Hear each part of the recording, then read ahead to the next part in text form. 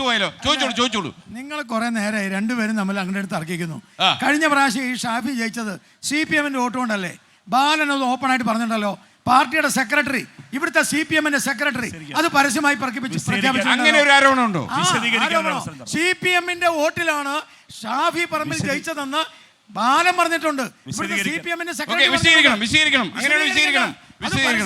ഒരു സെക്കൻഡ് ഗോപാലകൃഷ്ണൻ. വലിയ കടുത്ത ആരോപണമാണ്. വോട്ടിലാണ് ഷാഫി ജയിച്ചത്. അത് ബാലൻ പറഞ്ഞിട്ടുണ്ട്, CPM-ന്റെ ഇവിടുത്തെ സെക്രട്ടറി പറഞ്ഞിട്ടുണ്ട്. അതിന്റെ കൊട്ടേഷൻ അടക്കം ഞാൻ വേണേ എടുത്തു തരാം.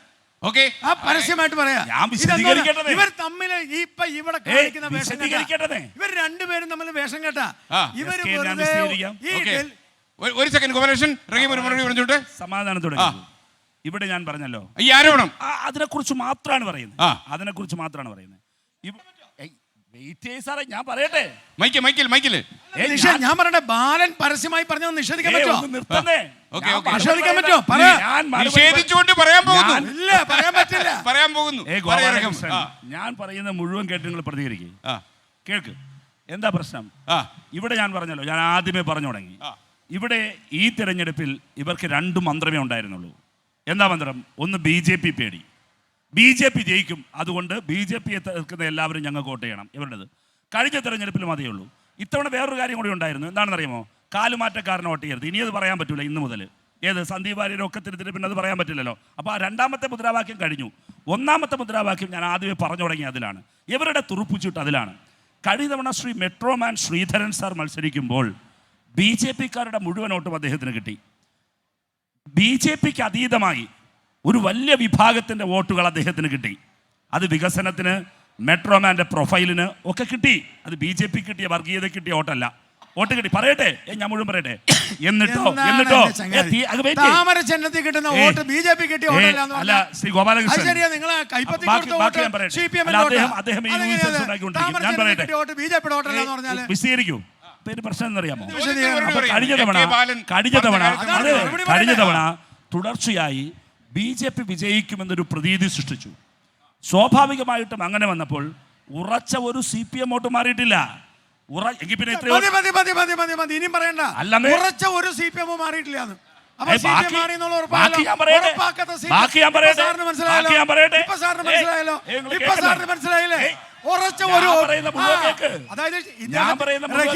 റഹീമിനെ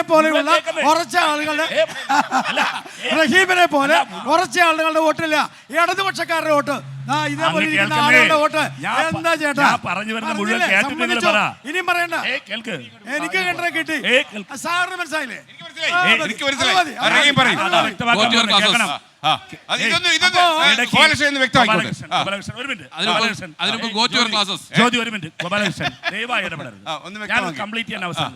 അതാണ് ഒരു മാന്യത.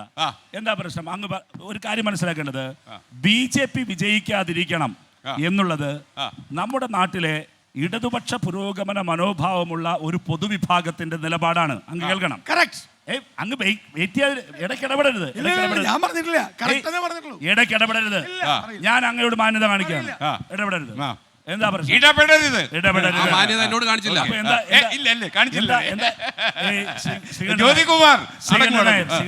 അപ്പൊ എന്താ സംഭവിച്ചേ?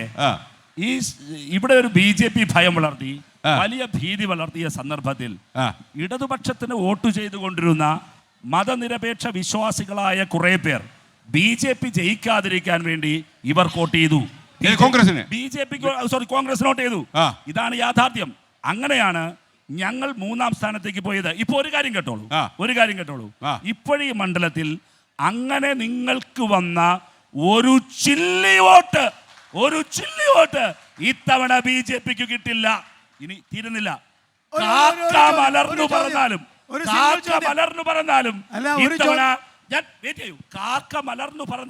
ഇത്തവണ ഇത്തവണ BJP ജയിക്കില്ല. എന്തുകൊണ്ടെന്നാൽ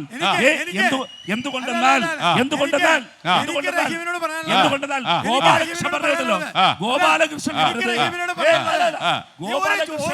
പോലും CPM-ന്റെ ഒരു വോട്ട് പോലും കോൺഗ്രസിന് കൊടുക്കരുത്. ഇവര് തന്നെ പിടിക്കണം. ഇവര് പിടിച്ചാൽ മതി. ഇനി ഒരു കാര്യം കേട്ടോളൂ.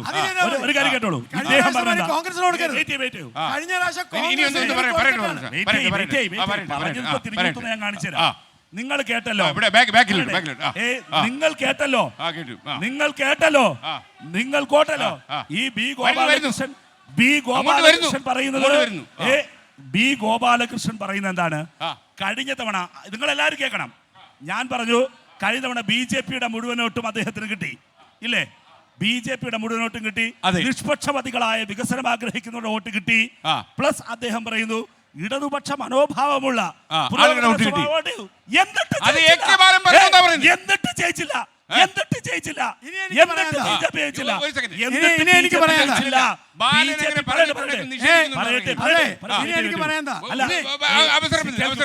എന്നിട്ടും BJP-ക്ക് ജയിക്കാൻ കഴിഞ്ഞില്ല. അതുകൊണ്ടാണ് ഞാൻ പറഞ്ഞത് BJP-ക്ക് മണ്ഡലത്തിൽ ഒരിക്കലും ജയിക്കാൻ കഴിയില്ല. ജയിക്കണമായിരുന്നുവെങ്കിൽ മെട്രോമാൻ ശ്രീധരൻ ജയിക്കണമായിരുന്നു. അതുകൊണ്ടാണ് BJP പേടി. ഇവർ സെൽ ഔട്ട് ചെയ്തതാണ്, ഇവർ വെറുതെ പറയുന്നതാണ്. BJP ജയിക്കാൻ പോകുന്നില്ല. അനുവാദിയോടെ താങ്കൾക്ക് സംസാരിക്കാൻ പറ്റില്ല. താങ്കൾ പറഞ്ഞോളൂ. BJP ജയിക്കരുത്, BJP ജയിക്കരുത്. BJP ഫോബിയ ഉണ്ടോ പാലക്കാട്? ഇത് കേൾക്കൂ. BJP ജയിക്കരുത്, BJP ജയിക്കരുത് എന്ന് പറഞ്ഞിട്ട് ഇവർ ഓൾ ഇന്ത്യ മുഴുവനും പ്രചരണം നടത്തി. അവസാനം ഉപ്പ് വെച്ച കലം പോലെ CPM സ്വയം ഇല്ലാതായി. ഉപ്പ് വെച്ച കലം പോലെ CPM ഇല്ലാതായി. ഇന്ത്യയിൽ ഇന്ത്യയിൽ പ്രതിപക്ഷ പാർട്ടിയായി വളർന്നു വന്നിരുന്ന CPM ഇന്നൊരു തീരദേശ പാർട്ടി പോലും അല്ലാതെ